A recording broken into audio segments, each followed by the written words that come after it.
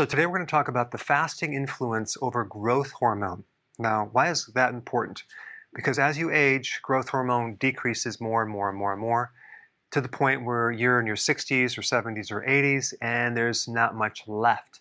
And the problem with that is that it affects your proteins, your skin. So your skin starts looking older, your joints fall apart, you lose muscle mass, you lose your hair. But other than that, you're doing good. Growth hormone helps to preserve proteins that help you look youthful. It actually helps with body fat, so it's one of the main fat-burning hormones. It also helps in building lean muscle mass, thus the word growth hormone. And it preserves muscle, so it prevents the loss of muscle. It also is involved with bone density, making sure your bones are dense and strong, and collagen, which is involved in a lot of different things, including your skin. So without collagen, your skin can look old very quickly. Growth hormone peaks at puberty, and every year it decreases. It spikes when you're sleeping. It's suppressed when you're eating, especially carbohydrates. You can spike growth hormone with high-intensity interval training. You can also suppress growth hormone with stress, but you can dramatically increase growth hormone through fasting.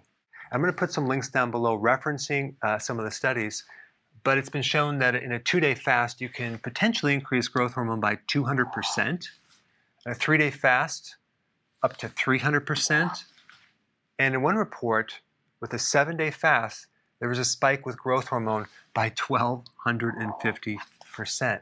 Fasting will help you with all of these factors right here, especially preserving muscle, because there's this thought that if I stop eating, I'm going to lose my muscle mass. That is not going to happen for a period of time. If you're starving and you tapped out all your fat, yeah, then there's going to be a problem because your body's going to go after muscle.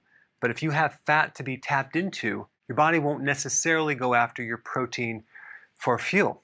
And this is a survival thing that's been going on for a very, very long time, especially way back when we had to hunt for our food and we didn't have food available 24/7. So if you can imagine, if our bodies didn't adapt to starvation, we would have died off a long time ago. And there's a lot of genetic factors and hormone pathways that will preserve your muscle when you don't eat. In fact, when you eat too much or too frequent, you develop insulin resistance problem, you become a diabetic, and you start losing your muscle mass that way. But when you stop eating, there's all sorts of things to protect you. It was found that short-term fasting causes 4 times better muscle preservation than being on a low-calorie diet. That's fascinating. I'll put that link down below. Fasting inhibits protein breakdown. The word for that is catabolism. Fasting also supports your brain and your nervous system. Now, you might be thinking, I need to consume some type of maybe branched-chain amino acids or some type of protein shake before I work out or during a fast. Not necessarily. The dietary recommendations for protein should be between 0.6 to 0.8 grams of protein per pound of body weight per meal. So just multiply your weight in pounds by 0.6 or by 0.8 and come up with the amount of protein in grams that you need to consume per meal.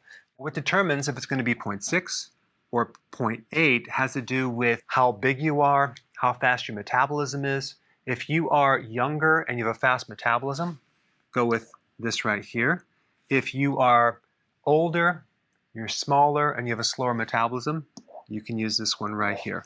Or just use 0.7 if you're unsure. And that will give you a rough estimate of how much protein you actually need. So to preserve and retain muscle mass if you're fasting, you don't need to be constantly consuming massive amounts of protein. You need sufficient protein.